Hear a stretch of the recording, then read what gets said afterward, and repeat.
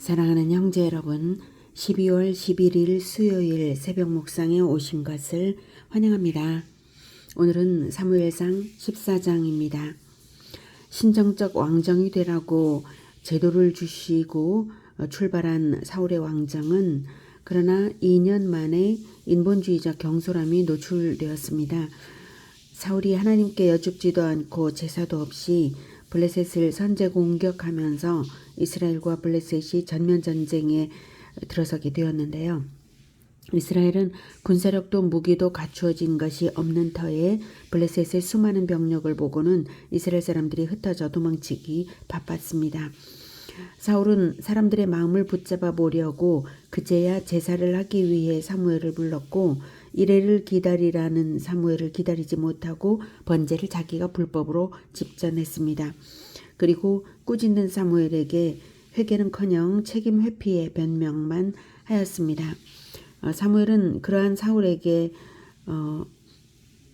실망하여서 왕이 하나님의 명령을 어겼으므로 하나님께서 왕을 버리셨고 하나님 마음에 맞는 사람을 구하셨노라고 선언하고는 떠나버렸습니다. 신정적 왕정이 시작되었으나 인본적인 사울은 신정에 합당한 왕이 못 되었던 것이 여지없이 드러나면서 그러한 모습을 보는 사람들은 더욱 흩어져 버렸습니다. 600명가량밖에 남지 않았고 대지는 베냐민 게바와 믹마스가 베냐민 게바의 이스라엘 그리고 믹마스의 블레셋이 이렇게 대진되어서 있었고요. 노략군들 블레셋 선발대인 노략군들이 세 방향으로 노략질에 나섰지만 사울은 꼼짝을 못하고 있었습니다. 이제 사무엘상 14장 듣겠습니다. 14장. 하루는 사울의 아들 요나단이 자기의 무기를 든 소년에게 이르되 우리가 건너편 블레셋 사람들의 부대로 건너가자. 하고 그의 아버지에게는 아뢰지 아니하였더라. 사울이 기브와 변두리 미그론에 있는 석류나무 아래에 머물렀고 함께한 백성은 600명가량이며 아히야는 에봇을 입고 거기 있었으니 그는 이가봇의 형제 아히두베 아들이요 비느하스의 손자요 실로에서 여호와의 제사장이 되었던 엘리의 증손이었더라. 백성은 요나단이 간 줄을 알지 못하니라.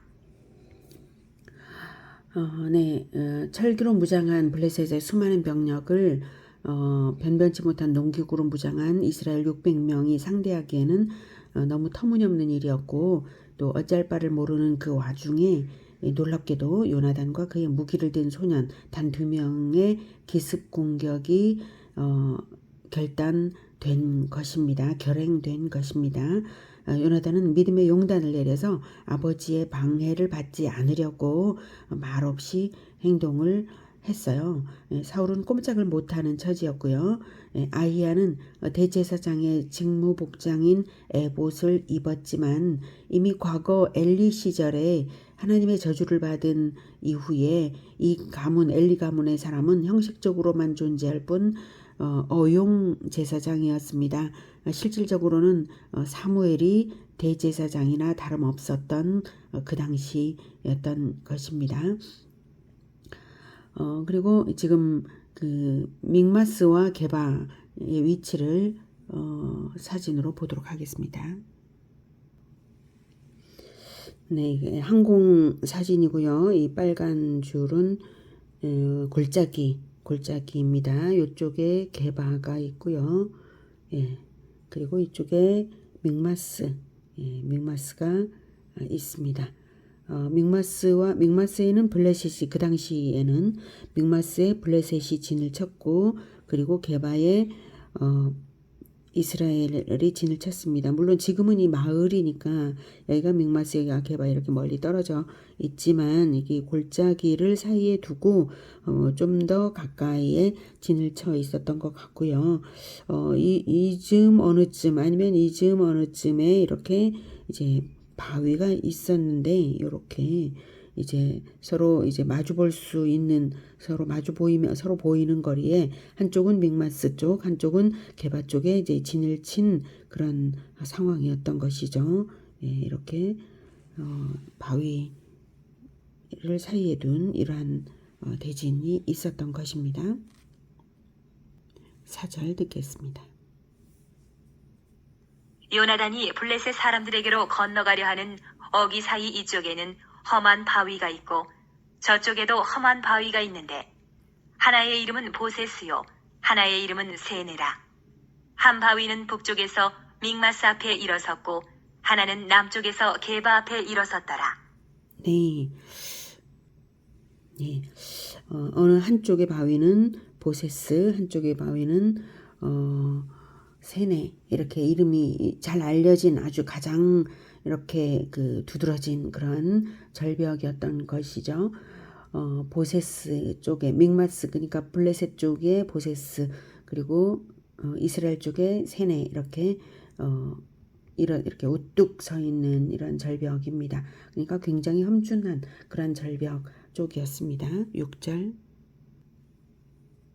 요나단이 자기의 무기를 든 소년에게 이르되 우리가 이 할례받지 않은 자들에게로 건너가자. 여호와께서 우리를 위하여 일하실까 하노라.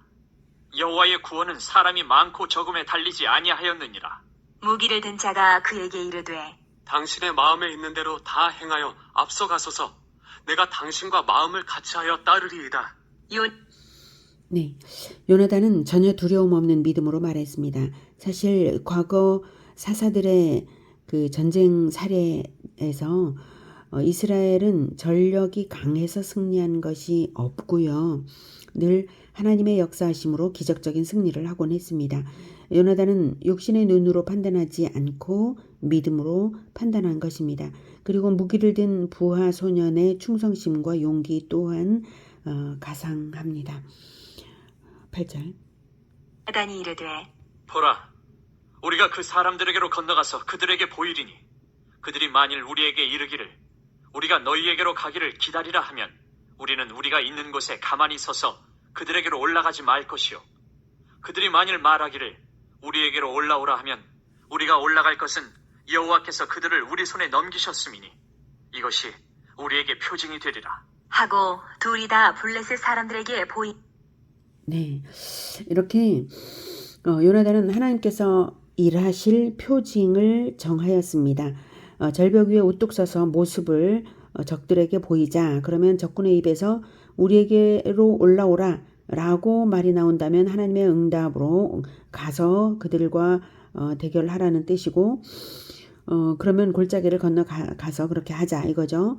그 다음에 하나님의 응답의 표징에서 이제 만약에 그렇지 않으면 아니다 뭐 이렇게 정한 거예요. 마치 기드온이 하나님께 구하여서 믿음을 더하기 위해 요청했던 것과 비슷하죠. 하지만 기드온은 부르심을 받은 후에 더욱 믿음을 얻기 위해 그런 것에 비하면 기드온에 비하면 요나단은 자발적인 결단으로 하는 말입니다. 기드온보다도 훨씬 나은 믿음이라고 할 수 있고요. 또한 목숨을 건 실천으로 뛰어들기 위해서 자기를 즉각적으로 내어드린 것입니다. 전쟁은 돌이킬 수 없게 되었고 누군가는 목숨을 걸고 싸워서 전세를 바꿔 놓아야만 합니다. 하나님의 일하심은 누군가의 실천을 매개로 하여서 역사하실 것임을 요나단은 아는 것이죠. 자, 11절. 네, 블레셋 사람이 이르되 보라, 히브리 사람이 그들이 숨었던 구멍에서 나온다. 하고 그 부대 사람들이 요나단과 그의 무기를 든 자에게 이르되 우리에게로 올라오라. 너희에게 보여줄 것이 있느니라. 한지라. 요나단이 자기의 무기를 든 자에게 이르되 나를 따라 올라오라. 여호와께서 그들을 이스라엘의 손에 넘기셨느니라. 하고 요나단이 손발로 기어 올라갔고 그 무기를 든 자도 따랐더라. 블레셋 사람들이 요나단 앞에서 엎드러지매 무기를 든 자가 따라가며 죽였으니 요나단과 그 무기를 든 자가 반나절 가리 땅 안에서 처음으로 쳐 죽인 자가 20명 가량이라. 네, 요나단은 거침없이 절벽을 손발로 기어 올라갔고 믹마스에서 블레셋 사람 병사들도 절벽을 향해 요나단이 기어 올라가는 그 절벽을 향해 다가왔습니다. 절벽을 기어 올라온 요나단은 그 좁디 좁은 땅 위에서 날렵하게 싸워서 다가오는 블레셋 병사들을 차례로 넘어뜨렸고 그 뒤따라 올라온 무기 든 부하가 쓰러진 블레셋 병사를 재빠르게 죽이는 그런 맹활약을 한 것입니다. 요나단이 매우 날렵하고 용감한 것을 알 수가 있고요. 그 좁디 좁은 벼랑 끝이어서 블레셋 병사들이 아무리 수가 많다고 해도 무더기로 공격할 수도 없는 환경이었던 점, 그 점이 바로 요나단에게는 이점이었습니다. 그래서 14절에 반나절가리 땅 안에서 라는 말은 그 소로 쟁기질을 할 때 오전 동안에 갈 수 있는 땅이라는 것이죠. 그러니까 매우 좁은 땅에서 20명을 쳐 죽였다는 것입니다. 반나절가리 땅 안에서 처음으로 쳐 죽인 자가 20명 가량이라. 자, 그래서 이런 일이 벌어지자 그 여파가 있었는데요. 그 주변에 mik마세 진영의 블레셋 군대가 그것이 눈에 다 보이잖아요. 그 장면이. 그리고 또한 주변에 숨어있던 이스라엘의 탈영병들도 있었나 봅니다. 그 탈영병들의 눈에도 그게 다 이제 보였던 것이죠. 자, 그래서 15절. 들에 있는 진영과 모든 백성들이 공포에 떨었고 부대와 노략군들도 떨었으며 땅도 진동하였으니 이는 큰 떨림이었더라. 베냐민 기브아에 있는 사울의 파수꾼이 바라본즉 허다한 블레셋 사람들이 무너져 이리저리 흩어지더라. 그 들에 있는 진영들과 15절 그 공포에 떨었다를 먼저 이렇게 번역을 해놔서 그 약간 오해 여지가 좀 있게 되어 있는데요. 그 떨었던 이유는 요나단이 전투를 벌이는 그때 때마침 땅도 진동하였기 때문입니다. 즉 지진 현상이 있었는데 분명하게 알 수 있는 큰 진동이었다라고 하는 것이죠. 그러니까 요나단이 싸우는 모습을 보고 이스라엘 백성들이 숨었던 이스라엘 백성들이 두려웠다가 아니라 지진의 공포를 느낄 정도로 큰 지진 현상이 일어났다라고 하는 거예요. 그래서 그 지진 현상에 이제 블레셋은 더욱 두려웠겠죠. 왜냐하면 요나단의 공격과 동시에 벌어진 그 진동 현상이 블레셋 진영에게는 아주 두려운 것이었단 말이죠. 그래서 흩어지기 시작을 한 것입니다.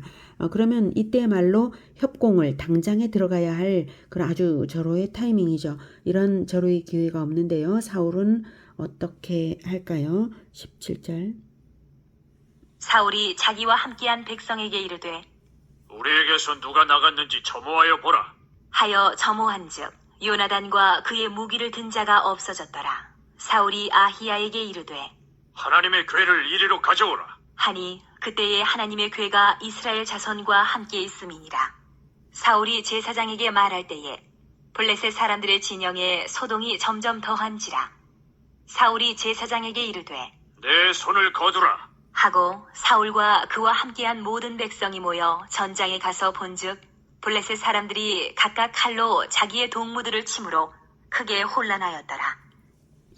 네, 사울은 기민하게 협공에 들어갈 생각을 하지 않고 이 마당에 점호를 하라라고 합니다. 그 점호를 하는데 시간이 걸리잖아요. 근데 지금 그렇게 시간을 조금이라도 그 시간을 늦출 그런 때가 아니잖아요. 근데 점호를 해보라 하는 걸 보면 그때 이스라엘 백성들은 계속 탈영을 하고 있는 중이었고 이스라엘 백성들을 이렇게 관리하는 쪽에 더 치중을 하고 있는 사울의 모습이에요. 그것은 알게 모르게 이제 블레셋에 대한 이제 두려움이 사울의 마음 안에 있었기 때문에 이런 행동으로 나타나고 있다라고 이제 볼 수 있겠습니다. 자, 그리고 나서는 이 마당에 대제사장에게 하나님의 궤를 가져오라 했습니다. 하나님의 궤를 가져오라고 하는 이유가 뭐겠습니까? 우리가 이제 싸워야 될지 말아야 될지 물어보자는 이런 거 아니겠습니까? 아니 이런 상황에 하나님께서 주시는 절호의 기회잖아요. 지금 그걸 보고 판단할 수가 있었어야죠. 자, 참 그런데요. 여기서 하나님의 궤는 그 당시 기럇야림에 있었을 텐데 어떻게 느닷없이 전쟁터에 있는가 하는 생각이 드는데요. 이것은 하나님의 궤가 아니라 에봇을 가리켜 말하는 것으로 봅니다. 하나님의 궤라고 성경이 표현한 것은 전쟁터에 하나님의 궤, 즉 언약궤를 끌고 간 과거 엘리의 두 아들 홈니와 비느하스 때와 동일한 우상숭배적 행위로서 에봇을 가져온 것임을 알려주는 것이죠. 그리고 이 상황에서는 이제 하나님께서 은혜의 기회를 주시고 계심을 직감하고 아주 재빠르게 행동해야 할 때임에도 불구하고 사울은 두려움 가운데 있었으므로 이제 기복적 행위를 먼저 하고 싶었던 그런 심리입니다. 자, 그런데 기복 행위를 하기도 전에 블레셋 진영의 소동이 너무 커서 사울은 제사장의 행위를 중단시키고 출동을 했더니 블레셋 군대가 자기들끼리 서로 내전이 벌어져서 서로 죽이고 있었던 것이죠. 왜 그런 상황이 벌어졌는지를 21절과 22절에 말을 합니다. 21절. 전에 블레셋 사람들과 함께하던 히브리 사람이 사방에서 블레셋 사람들과 함께 진영에 들어왔더니 그들이 돌이켜 사울과 요나단과 함께한 이스라엘 사람들과 합하였고 에브라임 산지에 숨었던 이스라엘 모든 사람도 블레셋 사람들이 도망함을 듣고 싸우러 나와서 그들을 추격하였더라. 여호와께서 그날에 이스라엘을 구원하심으로 전쟁이 베다웬을 지나니라.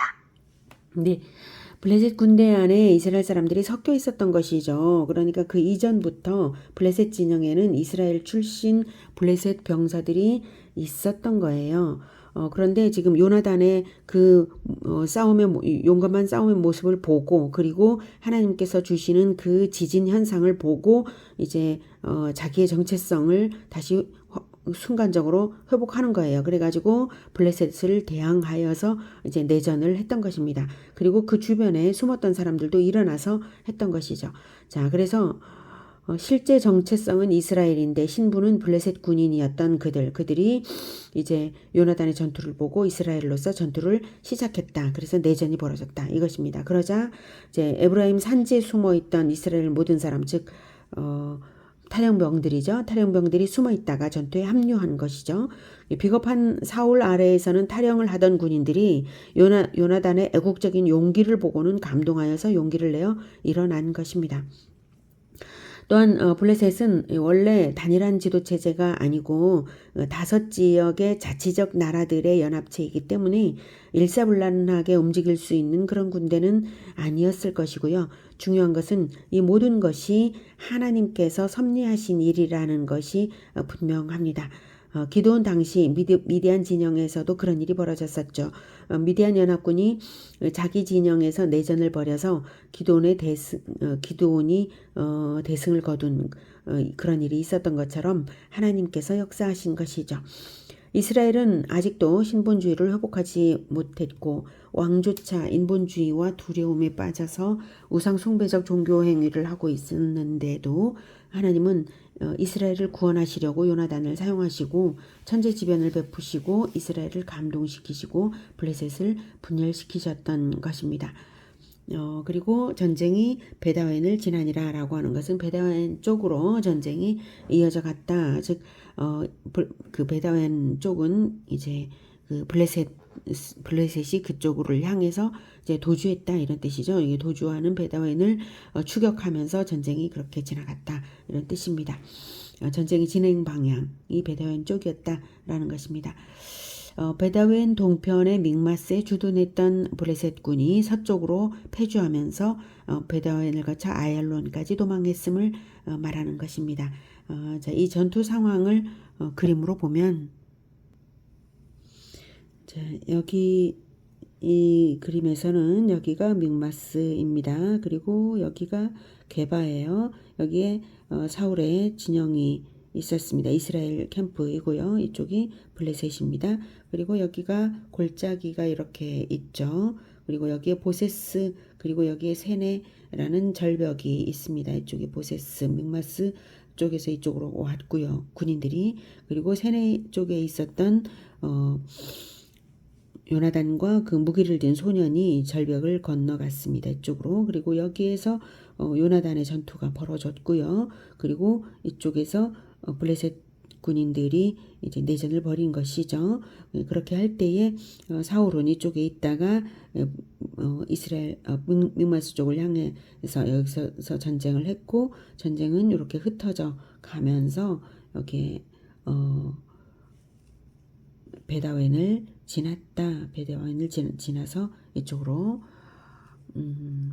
향했다라고 하는 것입니다.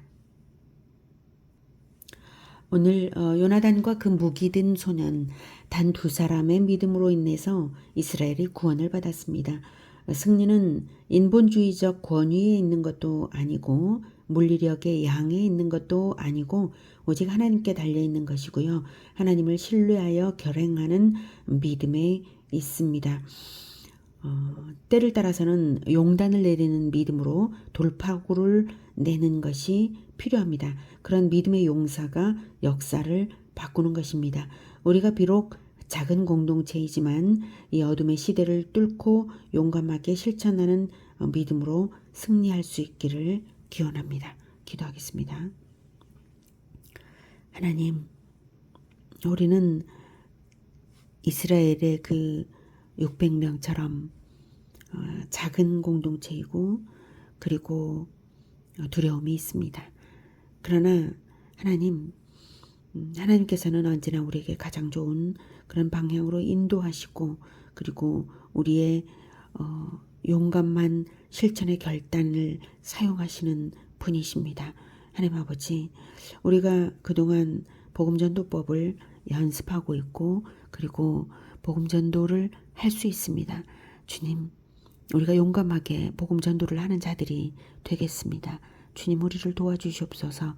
그래서 우리의 복음전도를 통하여서 복음과 제자화에 우리가 용기로서 결행함으로써 하나님께서 우리를 사용하시고 또 이 제주도를 구원하고 그리고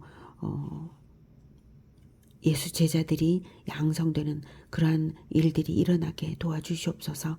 그리고 이 지역사회를 또한 하나님께서 구해주시고 이 나라를 구해주시기를 원합니다. 주님 도와주시옵소서. 우리를 통하여서 하나님께서 이루실 그 하나님 나라의 승리, 그것을 보고 간증하는 그런 일들이 있기를 기대합니다.